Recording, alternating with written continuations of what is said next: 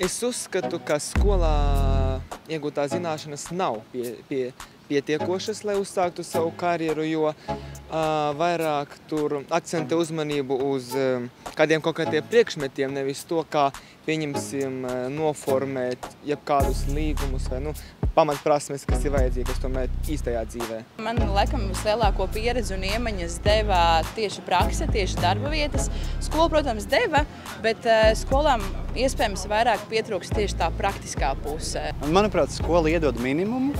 Ir forši, ka skola skolotāji cenšas citreiz pastāstīt par karjeru, par kādām profesijām, bet man liekas, ka šo lietu varētu uzlabot. Skolā nemāc to, ko dzīve tev apmāca. Un tu visu dzīvi mācies, tā kā skolā to nepietiks.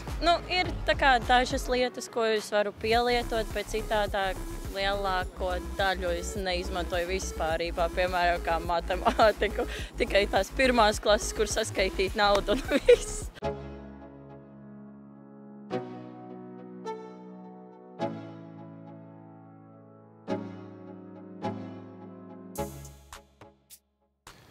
Nozīmīgākās prasmes. Tas, kas nāk no matemātikas, ir tā loģiskā domāšana, ka tu vari atrisināt problēmas dažādas. Noteikti arī noder vēsture, lai, piemēram, analizētu kādas politiskās situācijas un loģiskāk pieņemt lēmumus. Laikam primārās ir apiešanās ar naudu. Tas ir laikam tāds pats būtiskākais un arī saprast, ko tu pats dzīvē konkrēti vēlies. Tāda kā cilvēka prasme vispirms ir svarīga kā komunikācija un runāšana. Man liekas, ka jebkurā jomā, ko tu dari, ir svarīgi sadarboties ar citiem, līdz ar to komunikācijas prasmes ir šausmīgi svarīgas jebkurā jomā. Kas vēl, nezinu, manuprāt, mūsdienās varbūt vairāk tieši multimēdiju joma, gan montēšana, gan filmēšana, gan satura veidošana.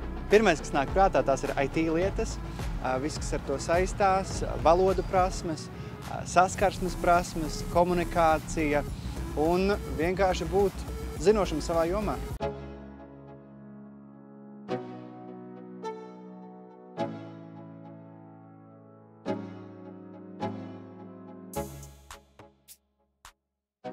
Manuprāt, uzņēmumi varētu palīdzēt jaunajiem darbiniekiem, neprasot to lielo pieredzi pirms tam darbā, jo, teiksim, tikko students ir pabeidzis skolu, kur viņš var dabūt to pieredzi lielo.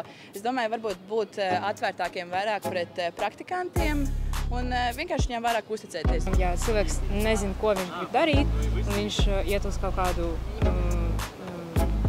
ēnu dienu, tas ir ļoti noderīgi. Jo, piemēram, es piedalos vienā ēnu dienā, es kaut kur aizgāju un es tā sapratu, es gribu mācīties tur, es gribu darīt to, un man jau ir kaut kādi mērķi dzīvē.